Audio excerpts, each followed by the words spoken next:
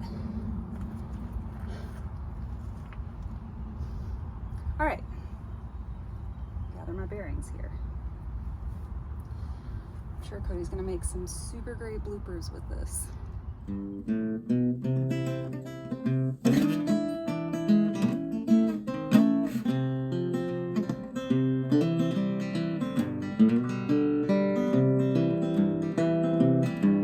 Well, I may not know where I'm going. Hell, I couldn't tell you where I've been.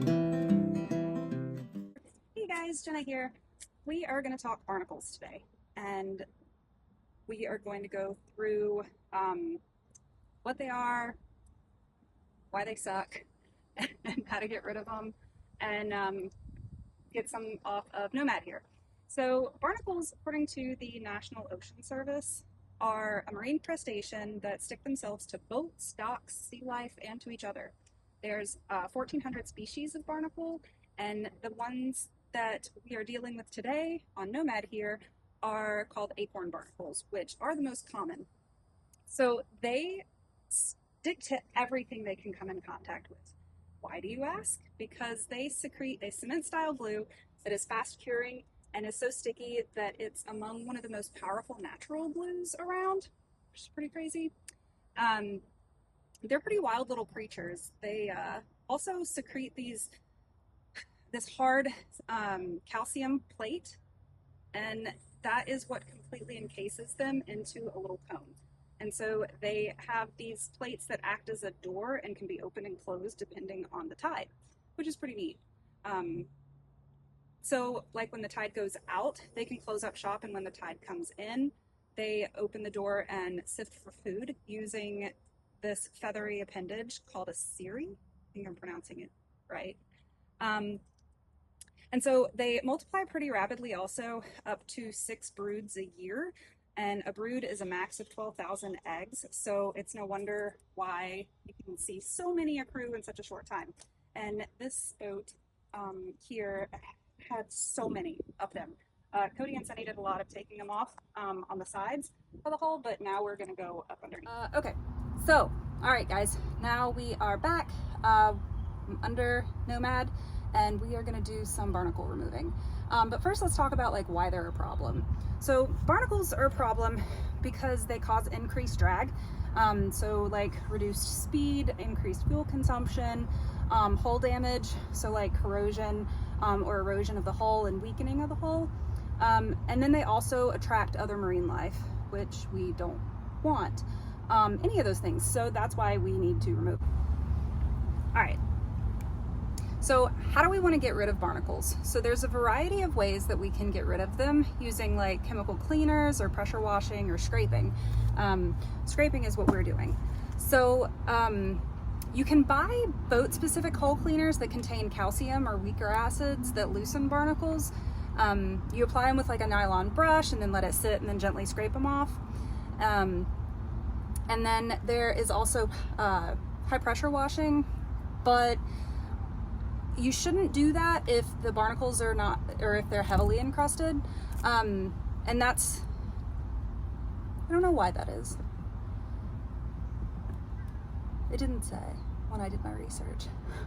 But if you're gonna use a pressure washer, be sure to spray parallel to the surface and not directly at them to avoid paint damage. WD-40 can also be sprayed on them as well and then gently scraped off. I thought that was an interesting option.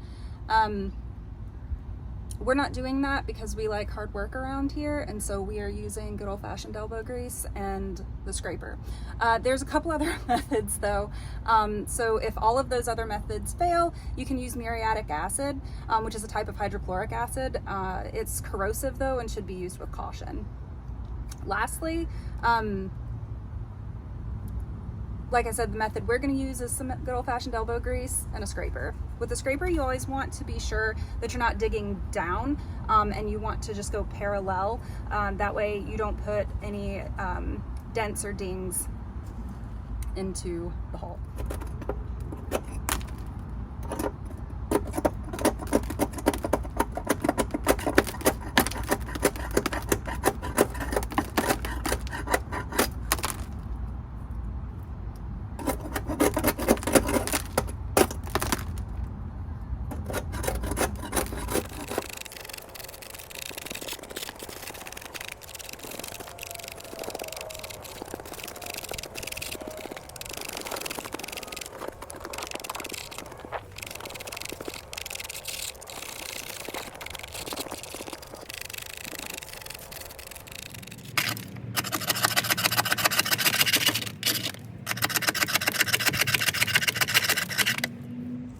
see how that scraper works. What do we got here? That's the paint scraper.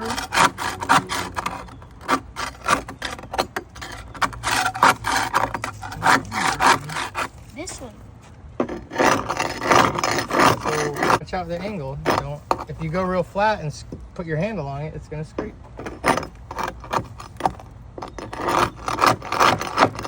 Yep, this one's the best. Okay. You gonna keep scraping or? No. No.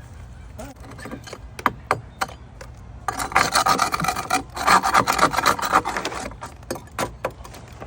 trying to catch them in this bucket here. And I'll toss them in the water after.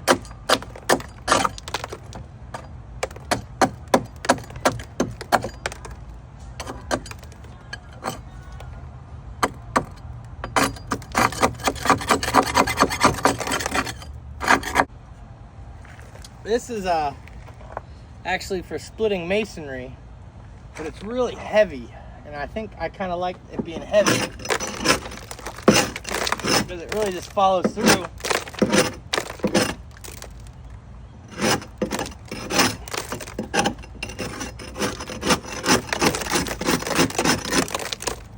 Or it's really thick.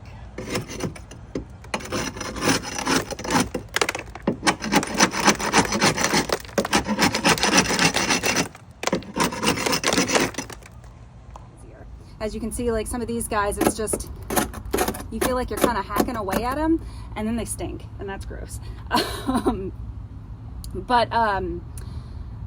So some other ways to keep them away is using anti-fouling paint, which is designed to release bioactive ingredients to prevent organisms like barnacles, weeds, and slime from attaching to the hull.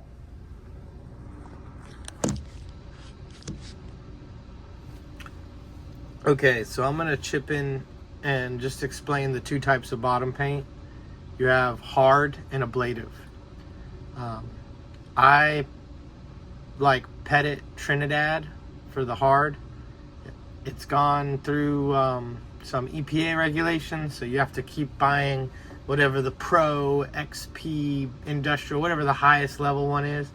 You just buy that, and it's gonna be a couple $100 a gallon. I've always liked that because I've always worked on commercial boats that are always in the water.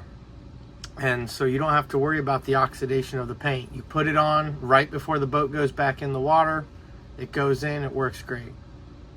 On the flip side of that, with Nomad, we're gonna be coming in and out of the water a lot. It's a trailerable boat. We're not always gonna keep it in the same place. We're not always gonna keep it in the water. And so we're gonna go with an ablative paint. And with the ablative paint, you can think of it almost like dandruff, where it's going to be slowly coming off and exposing those new layers of the chemical that is going to be killing whatever the marine life is.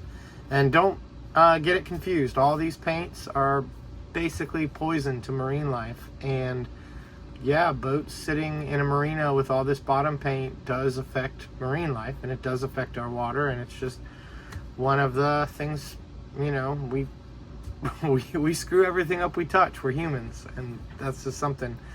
But the ablative paint is it's better for boats that are going to come out on a trailer, because when it hits that air and it oxidizes, that outer layer doesn't do anything anymore.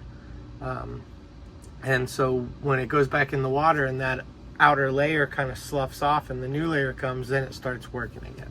So just to clarify, we're going to be going with bottom paint. This boat did have bottom paint on it. It's just been in the water for 4 years. That's a long time. You should be hauling your boat out a little more often than that, or having a diver come by and scrape it, or you scrape it. And that's where things like the plastic scraper or a scrubber, you know, if you're getting in there once a month, once every couple months and scrubbing it down, you're not going to have this growth. This growth was just because the owner was you know, in his 80s, and the boat sat, and you know, that's just one of those things. And we're in Florida. Luckily there's no worm damage, anything like that. But yeah, so just to clarify, we're going to be going with an ablative bottom paint. It's going to be really expensive, but in my experience, pay the extra money, because you know, It needs to work. All right.